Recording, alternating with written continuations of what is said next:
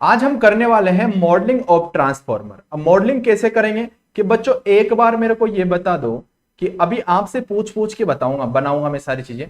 क्या बच्चों यहां पे अगर मैं आइडियल ट्रांसफॉर्मर का सर्किट डायग्राम में बनाना चाहूं यहां पे, तो बहुत बड़ा बड़ा बनाऊंगा, देखना, क्योंकि बड़ा बड़ा बनाना पड़ेगा मेरे को। ओके, ये मैं यहां पे बना दिया। चलो, बहुत बड़ा बड़ा डायग्राम बनाऊंगा क्योंकि रिक्वायरमेंट है मेरे को इसकी। अब बच्चों देखो यहां पे ये मैं आइडियल ट्रांसफॉर्मर यहां पे बना देता हूं। चलो,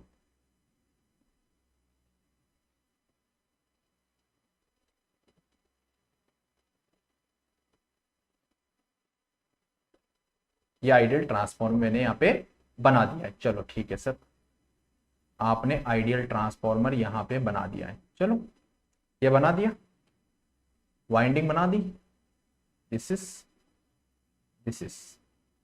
चलो, यहां पे number of turns secondary side ये मैं बता दिया।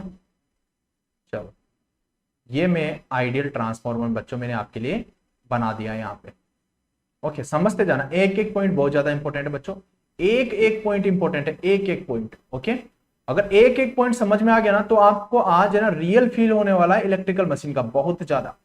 अब बच्चों ये आपको दिख रहा है कि सर ये एक आइडियल ट्रांसफॉर्मर है, मानते हो ना आप सभी बच्चे, मानते हो ना कि ये सर एक आइडियल ट्रांसफॉर्मर है। अगर मैं प्राइमरी टर्न्स, अगर मैं बच्चे प्राइमरी टर्न्स यहां पे बता दूं कि सर यहां पे प्राइमरी टर्न्स N1 होंगे और यहां पे सेकेंडरी टर्न्स आपके पास N2 होंगे। ओके, और सर यहां पे जो भी होगा मैं बता देता हूं अभी से कि सर यहां पे होगा प्लस माइनस E1 होगा। ओके, और प्लस माइनस यहां पे E2 होगा। ये मानते हो इंड्यूस ईएमएफ, ये चीजें मानते हो? ओके, अब देखो, देखते जाओ। क्या बच्चों आप ये भी मानते हो सर यहां पे जो करंट होगा वो I2 डेस होगा, और सर यहां पे जो करंट होगा वो I2 होगा? ये भी मानते हो ना बच्चे? और सर जो I2 डेस का जो वैल्यू होगा वो I2 डिवाइडेड बाई A होगा, डिवाइडेड बाई टर्न रेशियो। ये भी हम मानते हैं sir, I2 days equal to ये होगा। अब आगे की बात करते हैं, अगर मैं इसे प्रैक्टिकल बनाना चाहता हूं, अगर मैं इस ट्रांसफॉर्मर को प्रैक्टिकल बनाना चाहता हूं, तो सबसे पहले तो मैं इसको यहां पे बता देता हूं कि बच्चे ये तो हमारा एक आइडियल केस हो गया, ये तो आइडियल केस हो गया। टर्न रेशियो भी इसी का निकालते हो ना बच्चे, ऐसा तो नहीं है ना कि आपके पास सप्लाई करंट और लोड करंट इसका निकालते हो, नहीं निकालते हो, इसी का टर्न रेशियो निकालते हो आप हमेशा। टर्न रेशियो आप इसी की बात करते हो ना सर, यहीं पे हम टर्न रेशियो निकालते हैं। Okay, this is ideal case. चलो, अब देखो बच्चे, अगर मैं यहां पे, अगर मैं क्या करता हूं बच्चे, अगर मैं यहां पे क्या करता हूं बच्चे, कोर डाल देता हूं। क्या डाल देता हूं बच्चे? जो कोर डाल देता हूं, कोर की वाइंडिंग डाल देता हूं वहां पे। मैग्नेटाइजेशन ईएमएफ के, मैग्नेटाइजेशन जो ईएमएफ आप वहां पे डेवलप करोगे, जो वहां पे फ्लक्स डेवलप करोगे, तो उसकी वाइंडिंग में यहां पे डाल देता हूं। कोर का पैरामीटर बता देता हूं यहां पे। चलो ठीक है सर, यहां पे आप कोर का पैरामीटर बता दो हमारे को। ये हम यहां पे कोर का पैरामीटर बताने जा रहे हैं सर। चलो, ओके, तो यहां पे मैंने, यहां पे देखो बच्चों, यहां पे मैंने बता दिया ये कोर का रेजिस्टेंस बच्चे, ये आरसी बता दिया मैंने, और यहां पे मैग्नेटाइजेशन कोयल मैंने यहां पे बता दिया एक्स ऑफ एम। इसके अंदर जो करंट फ्लो होगा बच्चे कौन सा होगा सर? इसके अंदर जो करंट होगा वो मैग्नेटाइजेशन करंट होगा, जो कि फ्लक्स डेवलपमेंट काम कर, फ्लक्स का डेवलपमेंट करने में काम आएगी। और सर इसके अंदर जो करंट होगा दिस इज आईसी, और सर टोटल जो करंट होगा वो होगा हमारे पास आई नोट। ये मानते हो सभी? ओके, अगर मैं प्रैक्टिकली ट्रांसफॉर्मर की बात करूं बच्चे, अगर मैं प्रैक्टिकली ट्रांसफॉर्मर की बात करूं, तो आप यहां पे क्या करोगे सर? आप यहां पे प्राइमरी वाइंडिंग का रेजिस्टेंस बताओगे, ओके, रिएक्टेंस बताओगे, ऐसे ही सेकेंडरी वाइंडिंग का रेजिस्टेंस बताओगे, सेकेंडरी वाइंडिंग का रिएक्टेंस बताओगे। ओके, देखते जाओ, अभी देखना कितना काम की चीज बता रहा हूं मैं आपको। यहां पे बता दिया सर आपने प्राइमरी वाइंडिंग रेजिस्टेंस और प्राइमरी वाइंडिंग रिएक्टेंस, मानते हो? यहां पे भी, इधर भी सेकेंडरी वाइंडिंग रेजिस्टेंस और secondary winding reactance. This is R2, this is JX2, this is R1, this is JX1। इतना बता दिया हमने सर, ठीक है सर। अब बच्चों ऐसा नहीं लग रहा, ऐसा नहीं लग रहा कि ये प्रैक्टिकल में बनने जा रहा है। अब प्रैक्टिकल ट्रांसफॉर्मर आपका बनने जा रहा है, लग रहा है ना। चलो, अगर ये प्रैक्टिकल ट्रांसफॉर्मर बच्चे बनने जा रहा है तो ये भी देखो सर, मैं यहां पे लगा देता हूं, ये यहां पे वोल्टेज लगा देता हूं, AC वोल्टेज लगा दिया मैंने, this is okay VOT। Okay, अब बच्चे सबके सब है ना, इसको मैं बोल देता हूं, इसको क्या बोलते हैं बच्चे, V1OT। ओके, V1OT बोल देता हूं, दिस इज V1। ओके, सभी को मैं फेजर के साथ बताऊंगा। हमेशा याद रखना, करंट वोल्टेज सबकी सब क्या होती है बच्चे, फेजर क्वांटिटी होती है। जहां पे भी मैं ना लगाऊं वहां पे आप लगा देना। यहां पे भी मैं इसको बार लगा देता हूं, मतलब ये भी फेजर क्वांटिटी होती है। यहां पे भी मैं बार लगा देता हूं, ये भी फेजर क्वांटिटी होती है। यहां पे भी बच्चे मैं बार लगा देता हूं, ये भी फेजर क्वांटिटी होती है। यहाँ पे भी मैं बार लगा देता हूं, ये भी फेजर क्वांटिटी होती है। यहाँ पे भी बार लगा देता हूं बच्चे, ये फेजर क्वांटिटी होती है। सबकी सब फेजर क्वांटिटी होती है। ओके, अब मैं क्या करता हूं बच्चे, यहाँ पे एक लोड कनेक्टेड कर देता हूं।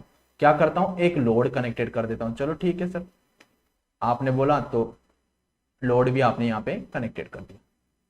ये मैंने यहाँ पे लोड कनेक्टेड कर दिया, ठीक है, मानते हो ना। चलो ठीक है सर, ये आपने यहाँ पे एक लोड कनेक्टेड कर दिया ZL, ठीक है सर। इसके अंदर जो करंट होगी वो हमने बता दी IL, ये भी फेजर। और सर इसके अक्रॉस में जो वोल्टेज होगा, जो लोड है इसके अक्रॉस में जो वोल्टेज होगा वो भी VL होगा। ओके, ये भी क्या होगा, फेजर। ओके, सबकी सब फेजर क्वांटिटी होती है। अब बच्चे ये हो गया हमारे पास लोड, फील करते जाना बच्चे। अब बच्चे ऐसा नहीं लग रहा आपको, ओके, आपको ऐसा नहीं लग रहा कि सर ये हमारे को एक प्रैक्टिकली ट्रांसफॉर्मर दिख रहा है। प्रैक्टिकली आपको ट्रांसफॉर्मर दिख रहा है कि नहीं दिख रहा है। ओके, दिख रहा है ना बच्चों। अगर मैं यहां पे बात करूं बच्चे, अगर मैं आपसे बात करूं कि सर ये जो इंड्यूज EMF आपने बताया है, जो इंड्यूज EMF बताया है, इसका वैल्यू क्या होगा, तो आप बोल दोगे सर, अगर आपने इसको बताया है E1 इक्वल्स टू कितना बताया, 4.445 F of N1 primary side. अगर मैं E2 की बात करूं बच्चों, तो आप क्या लिखोगे सर, 4.44। यहां पे क्या आएगा बच्चे, 4.44। चलो ठीक है सर, 4.44। तो E2 की बात करूंगा तो बच्चों 4.445 M F ऑफ N2, ये आपने बता दिया। अब सर ये जो मैंने यहां पे देखो, यहां पे फेजर नहीं लगाया ना बच्चों, फेजर नहीं लगाया ना मैंने, फेजर नहीं बताया बच्चों, ये मैग्नीट्यूड वोल्टेज बताया, वोल्टेज का मैग्नीट्यूड मैंने बताया। ओके, तो फेजर लगाने की कोई जरूरत नहीं है, मैग्नीट्यूड ऑफ वोल्टेज, ये आपने मैग्नीट्यूड बताया। चलो ठीक है, इतनी सी बात हमारे को समझ में आ गई। अब बच्चों अगर मैं टर्न रेशियो की बात करूं, यहां पे टर्न रेशियो की अगर मैं बात करूं, तो आप क्या ये बोल सकते हो कि बच्चे कि सर यहां पे E1/E2 जो टर्न रेशियो होगा वो A होगा। ये टर्न रेशियो होता है कि नहीं होता है, ये टर्न रेशियो होता है कि नहीं होता है sir, this is turn ratio, this is turn ratio. Okay, चलो this is turn ratio sir. अब बच्चे ये बताओ, ये जो टर्न रेशियो है क्या ये करेक्ट है, क्या ये करेक्ट है। चलो ठीक है सर, करेक्ट नहीं हो तो हम वेरीफाई करके देख लेते हैं ना सर। अगर ये करेक्ट होगा तो चलो अच्छी बात है, अगर करेक्ट नहीं होगा तो वो भी हम वेरीफाई कर सकते हैं। कैसे सर, देखो अगर आप यहां पे वोल्ट एम्पियर, अगर वोल्ट एम्पियर निकालोगे यहां पे E1 I2 डैश आएगा ना बच्चे। यहां पे क्या आएगा बच्चे, E1 I2 डैश आएगा, वोल्ट एम्पियर कितना आ जाएगा, I2 डैश। तो इधर कितना आएगा sir, E2 I2 dash, okay sorry E2 I2 आएगा। अगर बच्चे मैं ये कर दूं कि E1/E2 इक्वल्स टू कितना आ जाएगा बच्चे, I2 divided by I2 dash. I2 dash का वैल्यू कितना होता है बच्चे, I2 डिवाइडेड बाई A। तो यहां पे I2 divided by A put करोगे, I2 divided by A put करोगे तो कितना आ गया, I2 से I2 कट हो गया, तो ये हो गया ना सर टर्न रेशियो। वेरीफाई हो गया ना बच्चे, हाँ सर ये हमारा जो टर्न रेशियो है ये करेक्ट है, एब्सोल्युटली करेक्ट। ओके, हमेशा टर्न रेशियो जो लिया जाता है बच्चे वो हमेशा यहां पे ही लिया जाता है, इस आइडियल केस का ही टर्न रेशियो लिया जाता है। कभी भी यहां पे आपके पास जो I1 करंट होगी, ओके, जो इनपुट जो कि फेजर आपने बता दी, इसका और इसका नहीं लेते हो बच्चे। इतनी सी बातें ध्यान रखना, कभी भी सप्लाई करंट, लोड करंट, इनका टर्न रेशियो नहीं होता है। टर्न रेशियो जो होता है सिर्फ इतनी सी ब्रांच का होता है बच्चे। ओके बच्चों, समझ में आया इतना? अगर इतनी सी बात समझ में आ गया तो आप ये बता सकते हो कि बच्चे जो ये I1 जो आपके पास करंट है, सबकी सब फेजर क्वांटिटी है। मैंने बोला कि सबकी सब फेजर क्वांटिटी है बच्चे, तो I1 का वैल्यू कितना आएगा बच्चे? I1 का वैल्यू कितना आएगा सर? इस I1 का जो वैल्यू आएगा वो I2 डैश प्लस I0 आएगा। आएगा कि नहीं आएगा? I1 equals to I0 plus I2 dash. Okay चलो ठीक है सर। सर इस I1 का, सबको मैं फेजर के साथ लिख रहा हूं बच्चे, I1 का जो वैल्यू आएगा वो I0 प्लस I2 डैश आएगा कि नहीं आएगा? दिस इज करेक्ट बच्चे, दिस इज करेक्ट ना? चलो, अब आपने कभी कभी पढ़ा था कि सर जो ये I0 होता है ये क्या होता है सर? दिख रहा है सर, IC प्लस IM होता है सर। होता है कि नहीं होता है sir? IC phasor plus IM phasor.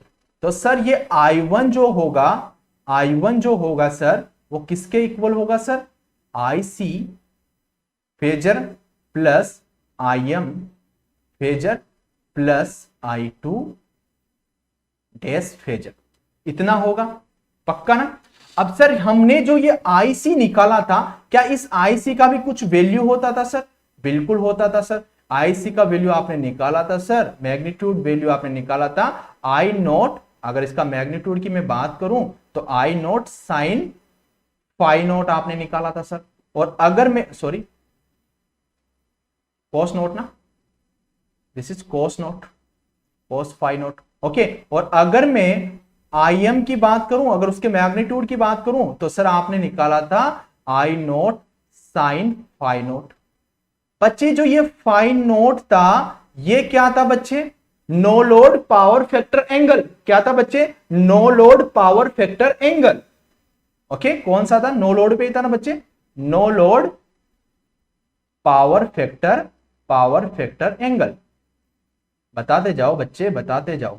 Okay, इतनी सी बातें हमको समझ में आ गई कि सर जो फाई नोट है वो no load power factor angle है। इतनी सी बातें सभी को समझ में आ गई? चलो ठीक है, अब हम अपने डायग्राम पे वापस आ जाते हैं। अब अपना जो ये डायग्राम है बच्चे, क्या कभी कभी आपने जिंदगी में केवीएल लगाना सीखा है? अगर मैं आपसे बोल दूं कि बच्चे इसके अंदर सिर्फ प्राइमरी साइड में सिर्फ इधर आप केवीएल लगा दो, लगा दोगे? केवीएल लगा दोगे? केवीएल लगा सकते हो ना? किरचॉफ वोल्टेज लो, इतनी सी तो बात सर हमको पता है। सर यहां पे वोल्टेज, यहां पे पोलैरिटी होगी प्लस माइनस, तो आप क्या बता सकते हो? V1 equals to I1 R1 plus I1 JX1 plus ये E1 है सर, इसके अक्रॉस भी V1 है, E1 है, इसके अक्रॉस भी E1 है, तो इसके अक्रॉस पूरा E1 ही हुआ ना सर। तो V1 equals to I1 R1 plus I1 JX1 plus E1 में लिख सकता हूं सर, लिख सकता हूं ना? तो आप लिख सकते हो कि बच्चे देखो, सुनते जाओ बच्चे, सुनते जाओ, बड़े काम की चीजें चल रही है। हमने जो बेसिक सिखाना था ना सब सीख लिया है, बस अब हमारे को देखो, अभी तक हमने सिखाया ना बच्चे 50% हम ट्रांसफॉर्मर सीख चुके हैं, समझ रहे हो? 50% हम ट्रांसफॉर्मर सीख चुके हैं। अब जो रिमेनिंग पोर्शन बचा है ना बच्चों, 50% बचा है, सब इसका यूज कर करके ही हमारे को उसको आगे प्रोसीड करना है। ओके, देखो सर, अगर मैं बोलूं applying KVL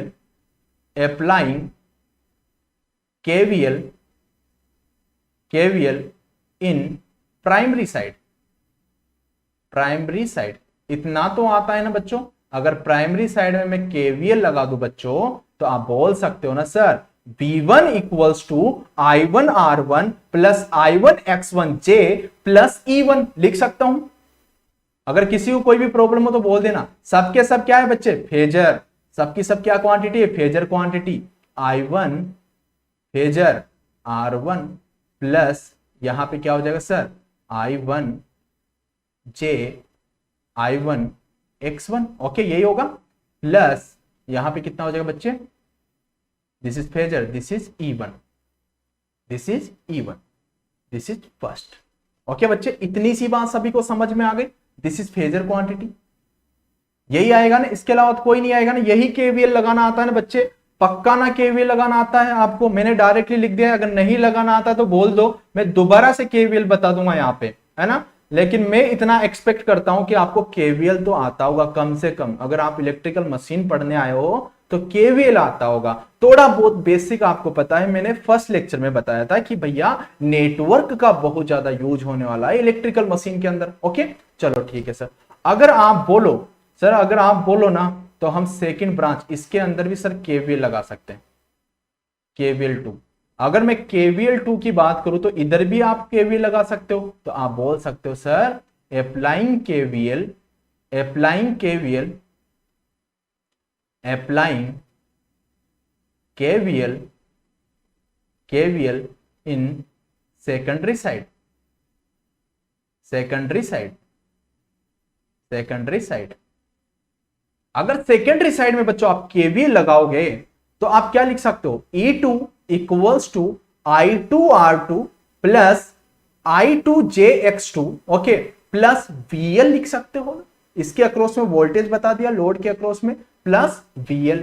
ओके क्या हुआ बच्चे, क्या हुआ, 3.5 ईयर भी कुछ लोग क्या बोल रहे हो डियर।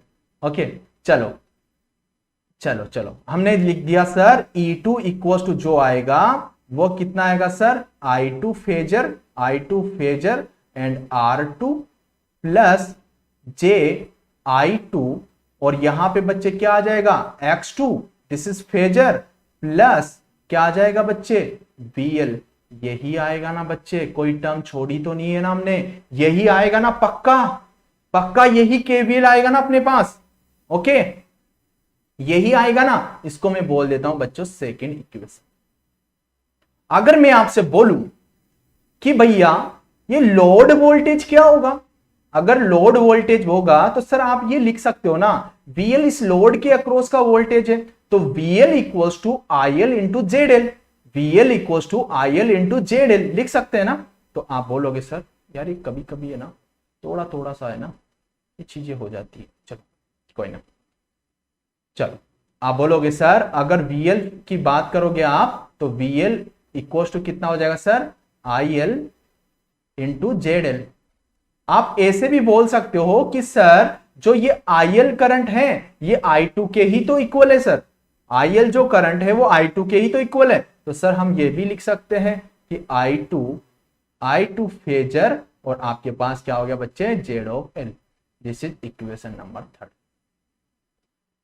क्या इतनी सी बात बच्चों आपको समझ में आई? वेलकम ओम प्रकाश नाथ। ओके तो एक बार सभी बच्चे बता दो, क्या आपको ये तीनों की तीनों इक्वेशन समझ में आ गई बच्चों? तीनों की तीनों परफेक्ट इक्वेशन समझ में आ गई क्या बच्चों? एक बार सभी बच्चे बता दो यार, मतलब हाँ सर समझ में आ गई तो आगे बढ़ू मैं। चलो ठीक है, फिर से बताऊं, फिर से बताऊं। ओके जिसको फिर से जानना है वो मेरे को फिर से बोल देना।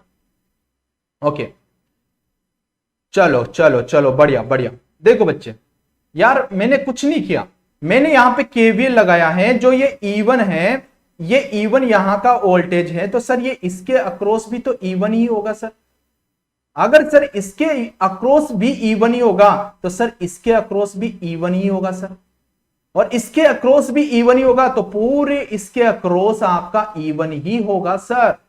अगर E1 ही होगा सर तो आप देखो यहां से लगा रहा हूं, अगर आप माइनस टर्मिनल लेके चलते हो तो आप सबका माइनस वाला ही लेके चलो, अगर आप प्लस टर्मिनल लेके चलते हो तो सबका प्लस वाला ही लेके चलो। इसका मतलब यह है कि माइनस मतलब यहाँ पे फर्स्ट में आता है तो सबका फर्स्ट टर्मिनल ही लेके चलो, अगर सेकंड वाला लेके चलते हो तो सेकंड वाला टर्मिनल ही लेके चलो। तो सर यहां से करंट आएगी तो यहाँ पे प्लस पोलरिटी, यहाँ पे माइनस, फिर यहाँ पे प्लस, यहाँ पे माइनस, ये तो सिंपल ना। ओके, अब देखो सर, अगर ये V1 आप लगाओगे, ओके, तो ये माइनस V1 आएगा, minus V1 plus I1R1 plus I1JX1। Okay, अब ये प्लस E1 इसके अक्रॉस का वोल्टेज लिख सकता हूं ना बच्चे, प्लस E1। तो आप बोलोगे सर V1 को आप लेफ्ट साइड में ले जाओ, V1 को आप इधर ले जाओ, तो V1 equals to I1R1 plus I1JX1 plus E1 लिख सकता हूं, पक्का ना? समझ में आया? ओके, सेकंड में देखो सर, आप यहां से स्टार्ट करो, यहां से स्टार्ट करोगे माइनस से, तो सर इसके अंदर करंट इंटर कर रहा होगा, तो यहां पे प्लस होगा, यहां पे माइनस होगा, यहां पे प्लस होगा, यहां पे माइनस होगा, यहां पे प्लस और माइनस पहले से गिवन है सर।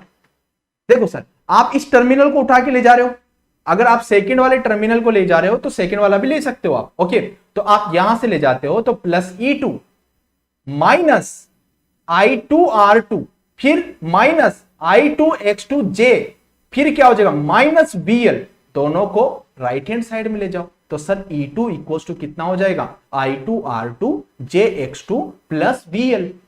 तो यही तो लिखा है सर मैंने, यही तो लिखा है sir, I2R2 JI2X2 plus VL।